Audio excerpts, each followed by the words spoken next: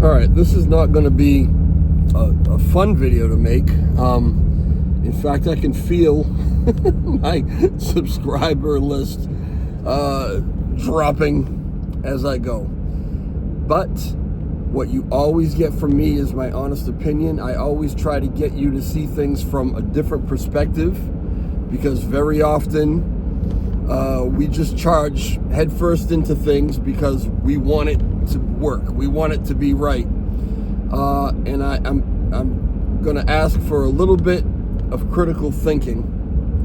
I'm not going to suggest that what I'm talking about here is bad, but I'm going to suggest that we should look at maybe the full picture, and as I said, all perspectives before we dive into something that, I don't know, may or may not live up to expectations. I'm talking about the white paper that was released for the USTD stablecoin online being proposed by Redline Drifter. First off, let me say, Redline is an unbelievable asset to this chain. The man is really, really intelligent. He just believes like nobody else in, you know, the mission, the DeFi, the decentralized mission of TERRA Classic. He loves the core of what it is and does everything that he possibly can to preserve that. And he's good at what he does. He has put together this stable coin, and I've had this conversation with him and with Strath and with whoever else was paying attention in that Telegram group there with the validators and the devs. He's put this thing together, and I have no doubt, you know, technically it's way beyond me. I'll tell you that right now, right? Couldn't tell you. I couldn't point out anything about it that, you know, technically won't work or will work or whatever. Way beyond me. I have no doubt, because I know how good Redline is, that it would work the way he says it will work. Will it produce what he says it will produce? I'm not sure, because there are other factors, there are other dynamics, and this is what I want to talk about. So, first off, we all need to understand that purposely, this stable coin is underneath or skates around regulations, the MiCA regulations, Europe, and the Genius Act regulations that are, you know, imminently passing and will become law in the United States. It goes around those regulations. Redline tells me that he has gone to great lengths to make sure that even though it is non-compliant, that it's still legal, that there's nothing about it that anybody can come after and say you can't do that. I believe and I trust that he believes that, and that he believes that he's done everything that he possibly can to verify or check out, you know, the legality of it. However, these regulations seem to be very fluid. The way things are changing and the way things are being proposed or whatever, you know, the governments can kind of change things around any way that they want to, right?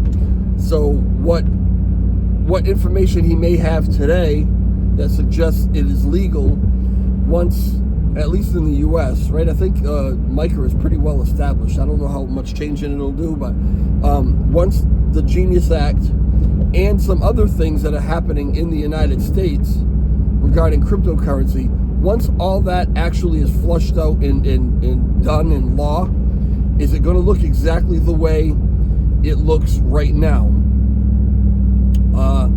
If you listen to a lot of the interviews or read some of the articles or whatever coming out from this, you know, our crypto czar, David Sachs, from this whole team of people that are put together to make crypto great again, or make it great, period, in the United States, you know that there's a lot more to it than even what necessarily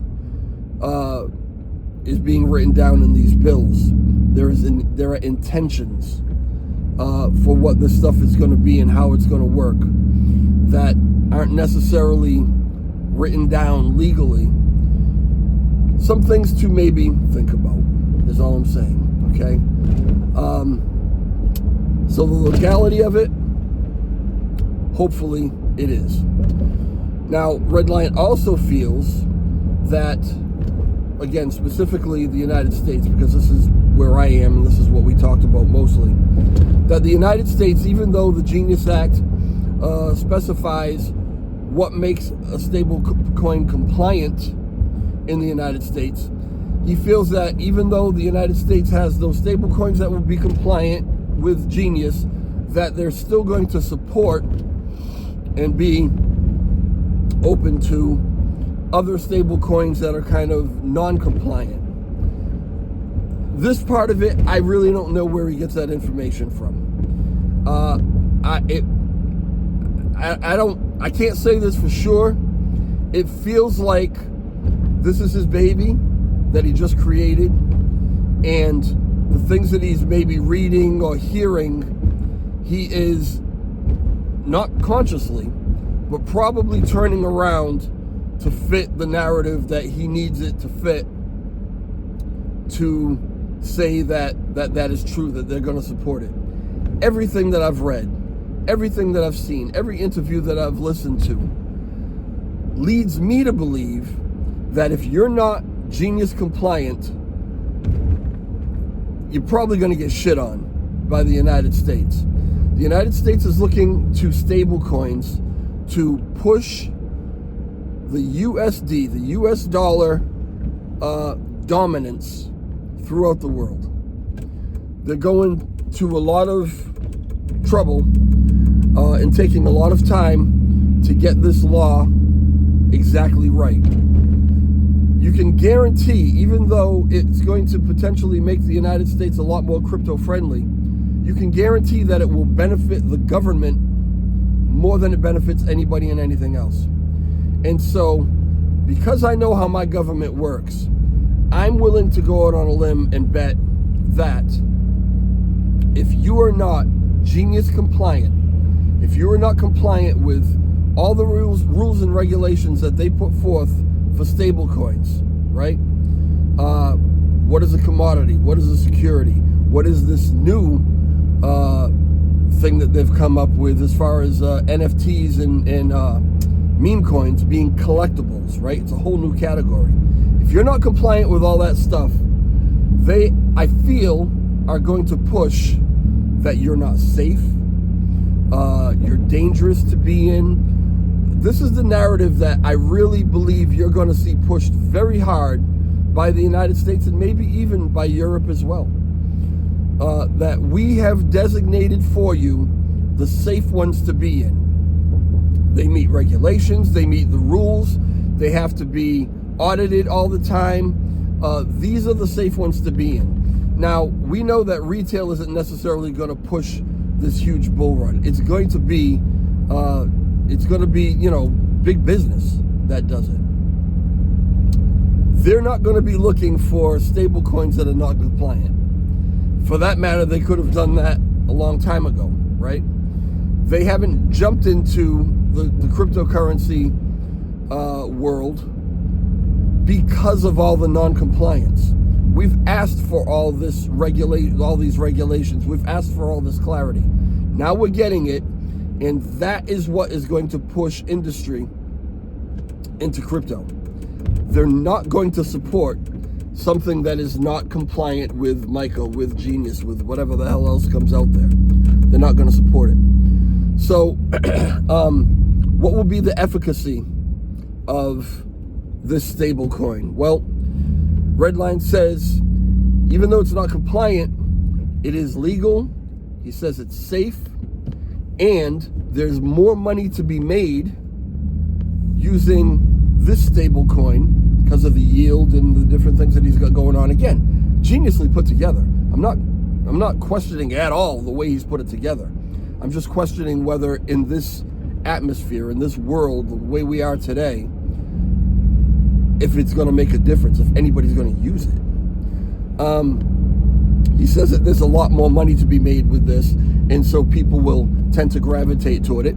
However, he also recognizes that it is a niche kind of thing, that there is a small percentage of the general population of people not only who are in crypto, but people who might think about getting into crypto, very small population, very small percentage of the population that will actually use something like this.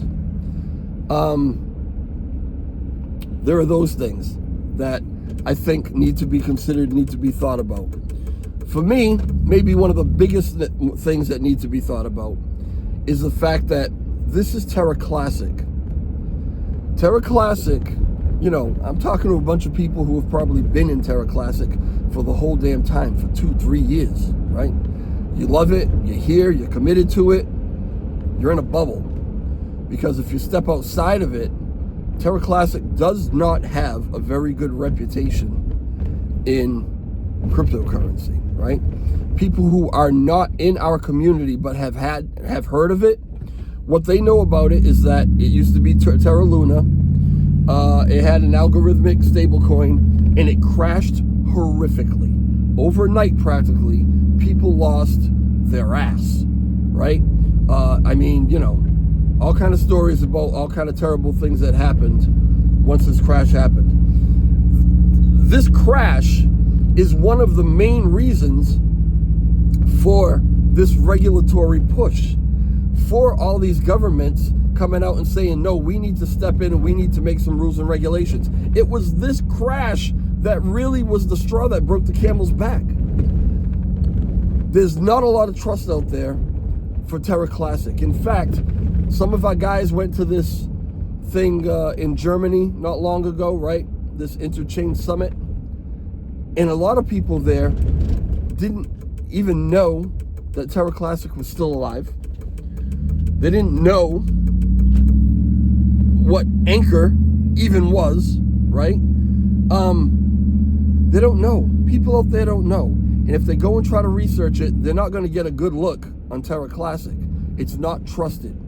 And so already having the infamous reputation that TERRA Classic has out there, if we are trying to tell everybody how safe we are and how good we are and how we're building and how we're doing great things and how we're turning it around, is launching a stable coin that is not compliant with any of the regulations and rules that have been put in place because of the original crash, is putting a stable coin out there that skates underneath of them.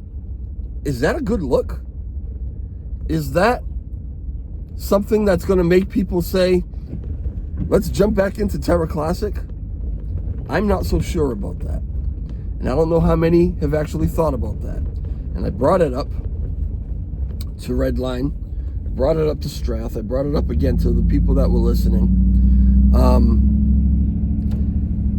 Unfortunately, the mindset right now amongst a lot of the L1 guys who are trying to figure something out, I can tell you clearly, because I've had the conversation with them several times, the mindset with them is, we've got to do something.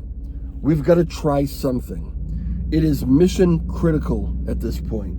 Many of them believe that TERRA Classic has maybe a year. And if we don't turn things around and really get moving within the year, TERRA Classic's going to be in a lot of trouble. That's the truth of the situation. And I appreciate all of everything that I see online all the time about how great TERRA Classic's going to be. It's going to be this, it's going to be that. And it could be. It's possible. It's absolutely possible. There's a really good base to build on.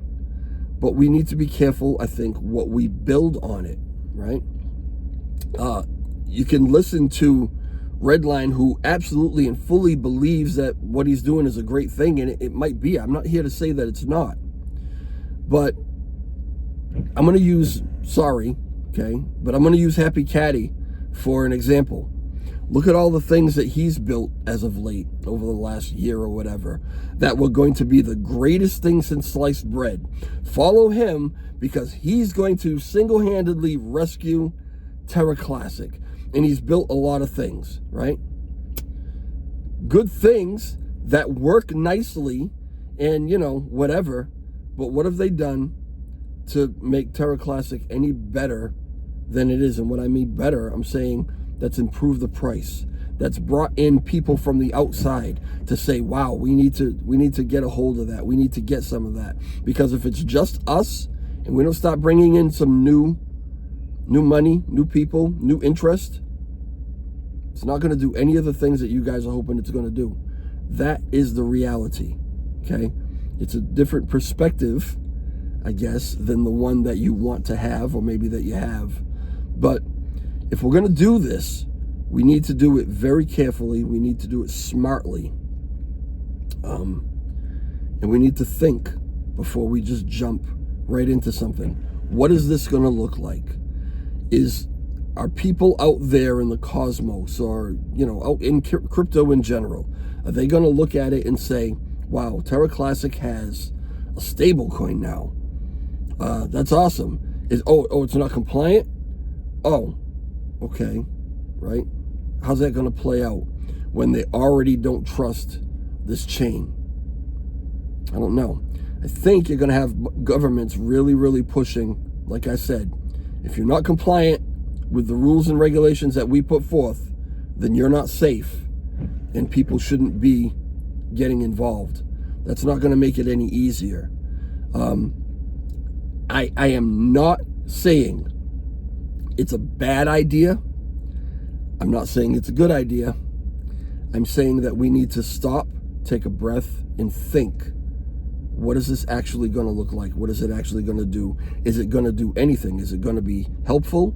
Is it going to maybe hurt more than it's good? I don't know, but we need to think about it, okay? That's it. That's all I want to say right now. Sorry. I wish that I could come and say how great it was and how great I feel it's going to work out. But I always look at the big picture. I look at things from all angles, from all sides. And I feel like you should too. All right. Talk to y'all later. Ciao.